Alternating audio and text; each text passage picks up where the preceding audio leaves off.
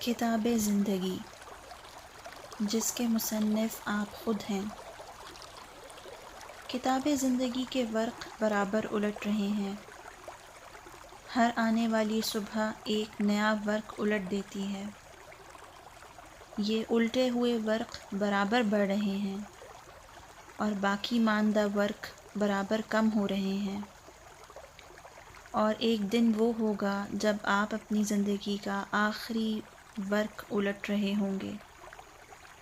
جو ہی آپ کی آنکھیں بند ہوں گی، یہ کتاب بھی بند ہو جائے گی اور آپ کی یہ تصنیف محفوظ کر دی جائے گی۔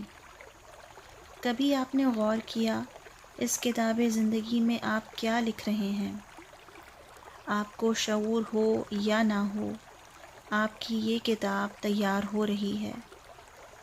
اس میں آپ وہ سب کچھ لکھ رہے ہیں جو آپ سوچتے ہیں، دیکھتے ہیں، سنتے ہیں، چاہتے ہیں، کرتے ہیں اور کراتے ہیں۔ اس میں صرف وہی کچھ نوٹ ہو رہا ہے جو آپ نوٹ کر رہے ہیں۔ کسی دوسرے کو ہرگز کوئی اختیار نہیں۔ اس کتاب کے مصنف تنہا آپ ہیں۔